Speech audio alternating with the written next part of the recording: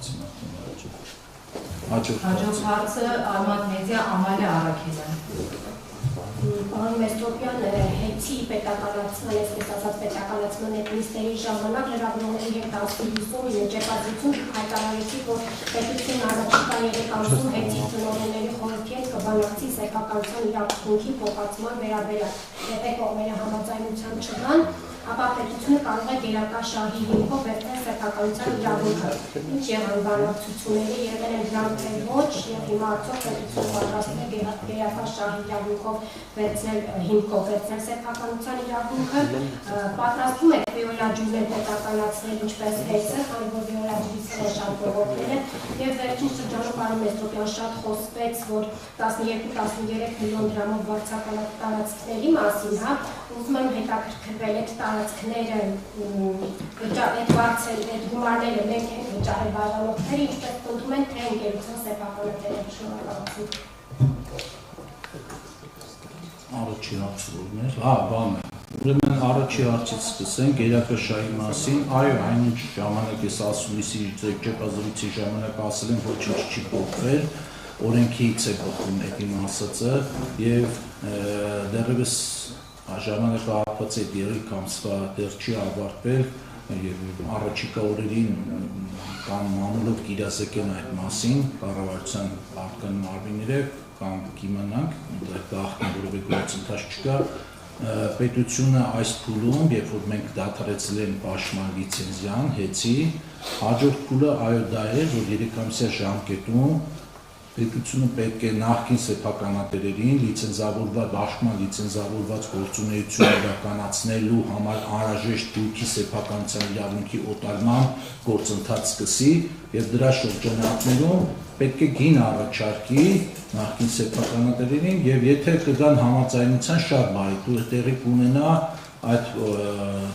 սեփականության իրավունքի փոխանցումը վճարելով համապատասխան գումարը, եթե չի լինի համաձայնություն,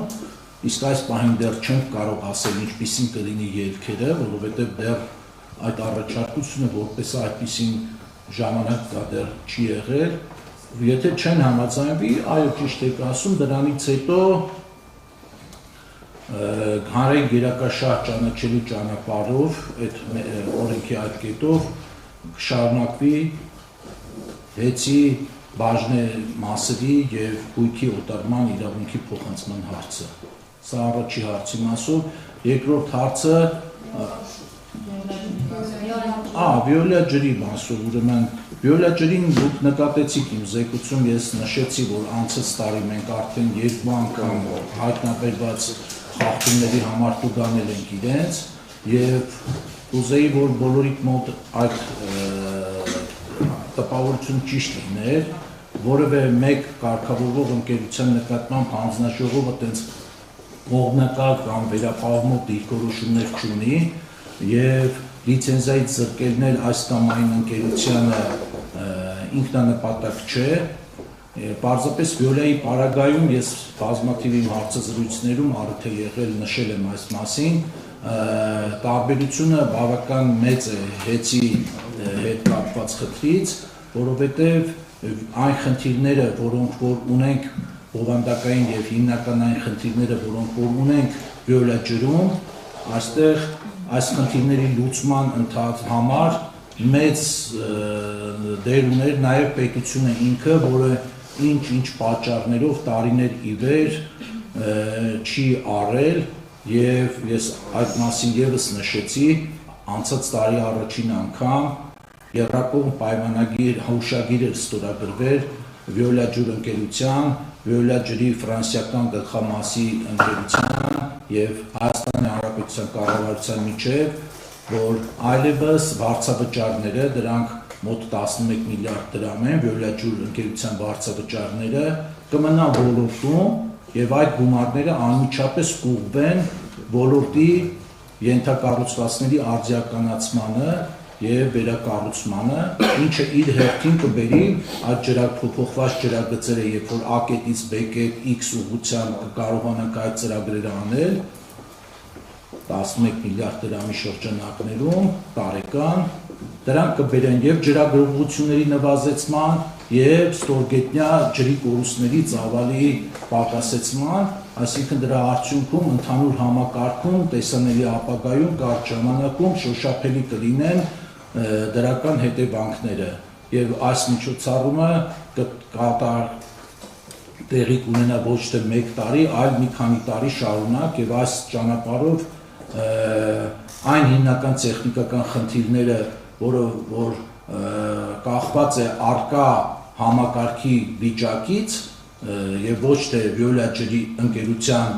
կառավարման մենեջմենտի բացերն են, որտեղ սրանք պետք է իրարից տարբերել։ Մենք ունենք երկու փունջ խնդիրներ, որ կառավարման խնդիր է եւ եղած համակարգը, ինչը որ հանձնել ենք Վիոլա ջրին, որ ինքը դա պետք է շահագործի։ Հիմա իմ նկարագրած գումարները եւ միջոցառումները գնում են ընդհանուր հնամաշ համակարգի թարմացմանը։ Սա այսպես եւ երրորդ խնդիրը 12-13 միլիոն դրամից բարձրակալող տարածքների մասին ով է այդ գումարները վճարել արդյոք սեփականատերը։ Այս դեպքում ես մամուլին հետևելով ժամանակավոր կառավարիչի այս մասին խոսելով սակագնի ազդեցության վրա ինքը որևէ հայտարարություն չի արել, բայց չեմ հասկանում թե լրագրողների եւ թե որոշ ընդդիմախոսների մոտ որտեղից է առաջանում այդ հարցադրումը, որ սակագնի վրա ինքը ազդել է, թե չի ազդել։ Այս դեպքում պարոն Պետրոսյանը նման պնդում չի արել, որ սակագնի վրա այդ գումարները ազդում են, պարզապես ներկայացրել է իրավիճակը, սակագնի հետ կապված ինչ հարցադրում։ Որովհետև հայտարարում են, ասում են ժողովուրդը ով է հայտարարում։ Իշխող ուժի ներկայացուցիչները։ Կոնկրետ ասում են, պարոն Պետրոսյանը այդ մասով ընդամենը ներկայացրել է, ինչը տեղի ունեցել։ Պարոն Պետրոսյանը այդ ավտոկայանատեղերի մասով, որքանով որ ես եմ տեղյակ, եւ կարծեմ թե ճիշտ եմ տեղեկացված, ոչ թե կարծեմ թե այլ վստահ եմ, որ ճիշտ եմ տեղեկացված, ինքը սակագնի հարց այդ մասով չի բարձրացրել։ Եկեք անցնենք երրորդ հարցին, հանրային ռադիո Հասմիկ Գիլանյան։ Հայեկին եմ ուզում անդրադառնալ ապրիլի նախատեսվածի տարի երկար է դա